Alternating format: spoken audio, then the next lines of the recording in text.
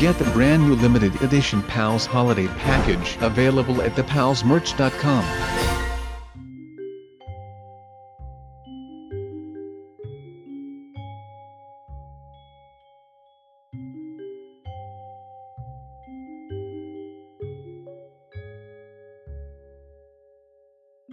Hello guys, my name is SubZeroExtabyte and I am having a fantastic day. And I hope you guys are having a fantastic day as well, and if not yet, hope you are going to have a fantastic day. But I think I know a certain way how I can make your day fantastic. And that is what we are going to do right now, because we are going to break out of high security prison. That is right. I have no idea how I ended up in here, but that doesn't matter. Our main object is getting out of this place. It is going to be hard, but I believe that I can do anything as long as I believe in myself. So let's do this. Time to get hyped up, time to pump it up, time to escape. There are some high-trained guards around the prison, so we need to be extra careful with them. I also heard some mobs, so this will be a double fight. You close your eyes anyway, so I mean, what is the difference then? Well, I wouldn't know, but I guess that we are going to have really large windows and stuff, so that is just going to look fantastic. But we have got some windows in already, and I think that it just looks absolutely amazing with these window panels, and I think that it is slowly getting beautiful, so that is alright. And we have got plenty of light that is going to enter our house, so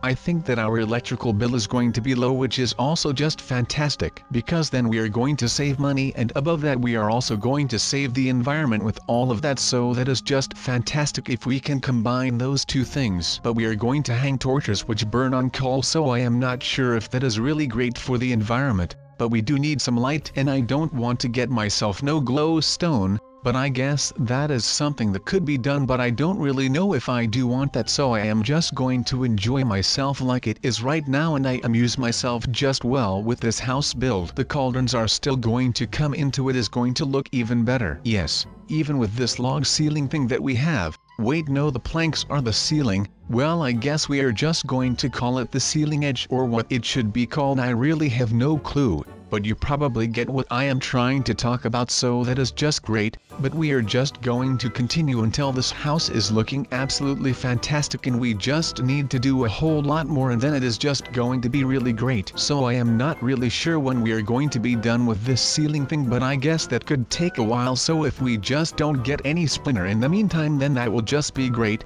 But this is quality wood that SubZeroExtabyte personally crafted from the crafting table, so this is the best quality wood that you are going to get, so that is also something that is really amazing, and you don't know a lot of people that have this, probably because I don't think anyone has this at all except for me then, because I make my own houses. But I guess that now we can start with the inside, and these corner pieces that I am making look really great, so we are going to have 4 of them, and it seems like we messed up the other side of the house a bit. But from now on that is designer look, so no one will notice that it is even there, and it is just going to be designer when someone asks, so that is fantastic. But we are now going to focus a bit more on the inside of the house, which we are already doing, and it is just looking nice already with this chest, the crafting table. We even have an anvil in there, and how could I forget about the furnace that is going to furnace a lot of things. And the cauldrons are going to come in. Just hold on to your booty for 1 minute. I am taking it right now. No,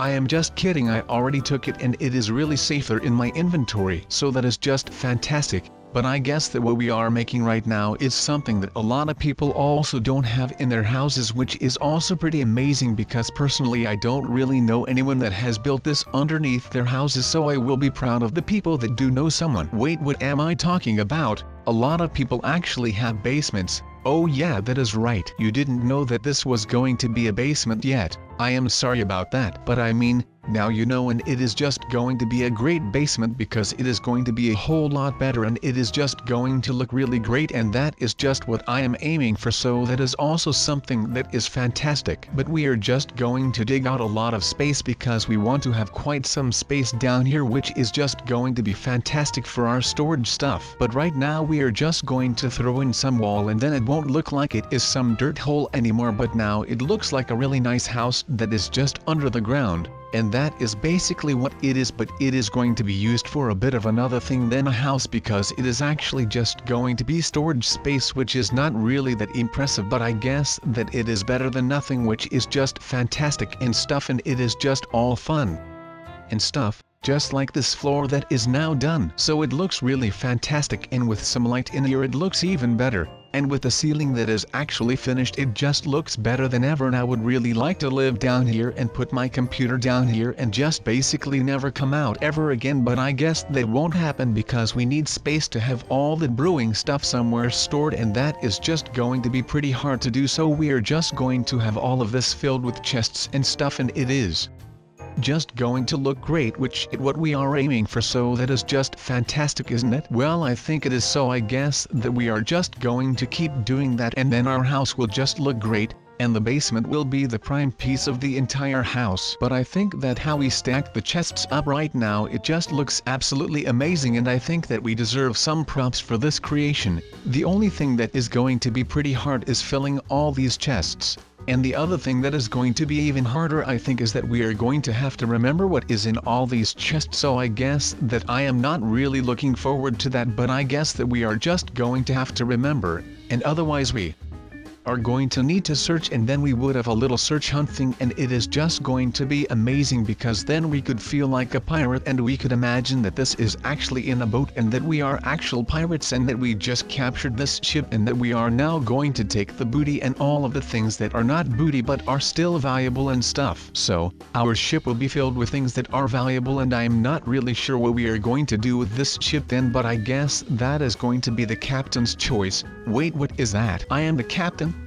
Oh God, well then, I surely hope someone will speak up and say, look at me, I am the captain now. But I guess that no one else is on board of this amazing ship that we just captured that is filled with diamonds. But that is a positive, because now I don't have to share the things that I have found, so that is just fantastic, isn't it? Well, I am really happy with what I have found. But the thing that I am also going to be happy with is this minecart station thing that I am about to make, which is basically going to be a bit of a roller coaster underneath and through my house. Yeah, that is right. You all thought that I had forgotten about what I had said. Well, then you are wrong, because I did not forget, and it is in the making right now. Let's throw that onto land though, because I think that this is a land animal. Just because of the color of the egg you can tell if it is a water animal or a land, or it might even be an air animal. But oh my, this is already better than that little puny corp. It does way too much damage to fight this with our bare hands. Look at the size of this thing, man. This is just not normal. And all of this for some fame.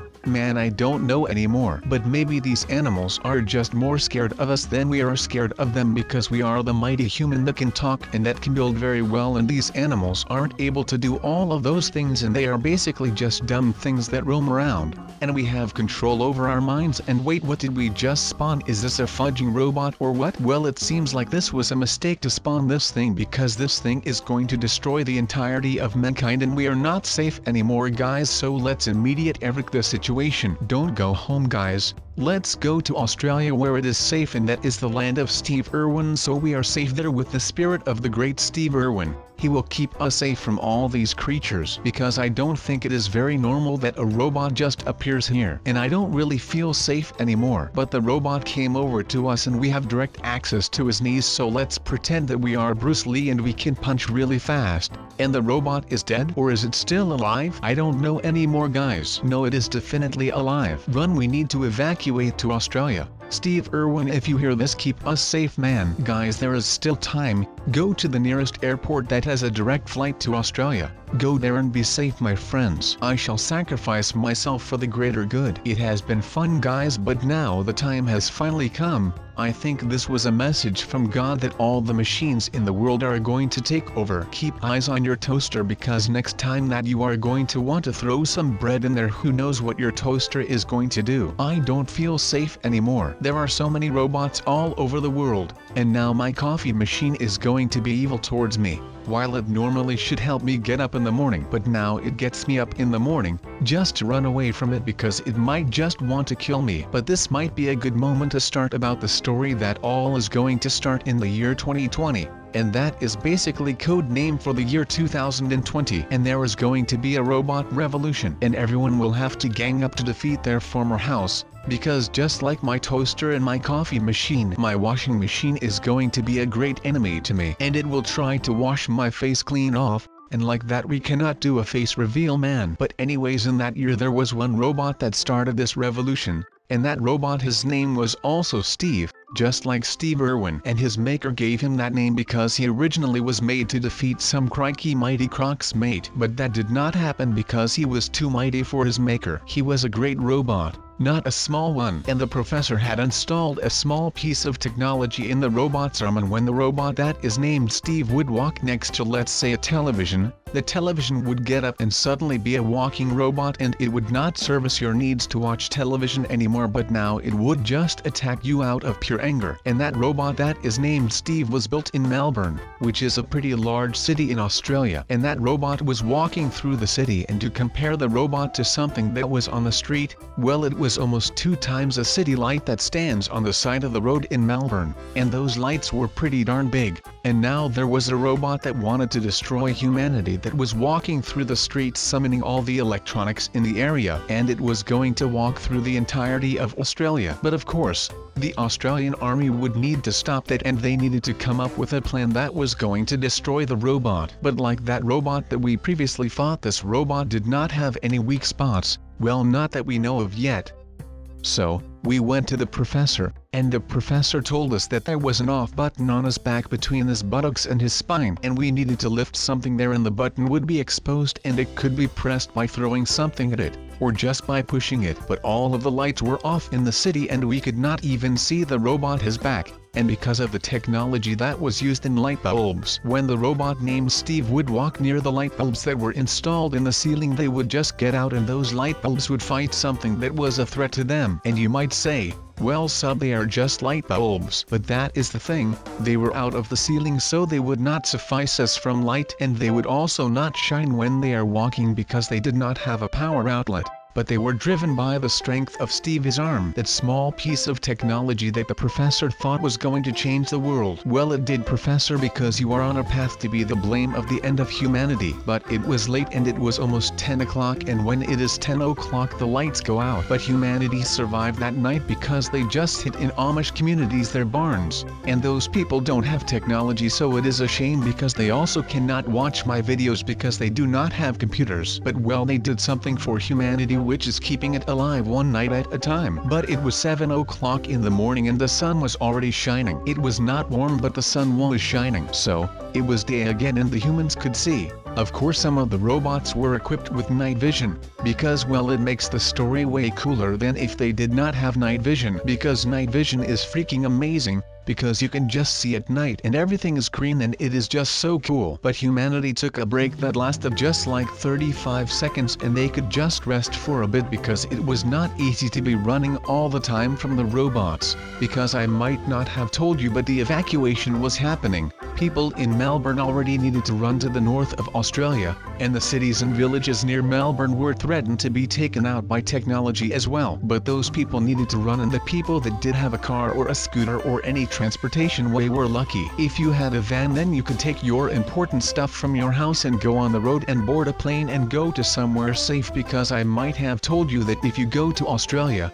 you are going to be blessed by the spirit of Steve Irwin. But I don't think you guys understand that this robot was actually Steve Irwin. So, if you are threatened and you are blessed by Steve Irwin, but your biggest enemy at the moment is Steve Irwin, well, what should I tell you, mate? You need to run, boy. But the Grim Reaper needed to come on all kinds of occasions in Australia, because some of the people got taken out by their toaster. Some might have been knocked out by their light bulbs that ganged up on them, which is a pretty sad way to die. And some just were chilling, and then all of a sudden there was a ring of the entire technology that was in the house around them. And those people, trust me, did not have a chance to fight back because the technology was so hardly driven by the robot named Steve that those pieces of technology would not give up until they were not driven by Steve anymore. And there was only one way that would happen, and that is with the button that was near his buttocks. And if all of the technology ganging up on humanity was not enough, there were also some weird looking bugs that were just basically bed bugs, but then in a very large version, and they could grow to be at least the same height as a grown man. And if those things bite you, well, you are not in for a surprise, because like it looks like it is going to hurt like, and those things bite pretty hard. Just like Steve Irwin, we just died from an animal, but Steve died from a Steingra, and we just died because of a large bedbug that somehow got big and was a threat to humanity as well as the robots were. So, the humans were in a bit of a pickle, mate, and that was not good for them because no one likes to be in a pickle. Do you guys know that guy that stole the Declaration of Independence in that one movie? Well, that guy is called Nicolas Cage, but now that he was in a pickle, that was not his name anymore, but he was now called Pickles Cage. And trust me that he did not like to have that name just because his name was Nicholas and it kind of rhymed with pickles, so now he is called Pickles Cage. And now that one guy from SpongeBob that is called Patrick, which is a sea star, did not actually look like what he looked like in the shows. But people, it is time to say goodbye. I hope you liked this prison escape because it was a great success. I hope to see you in the next episode. Goodbye.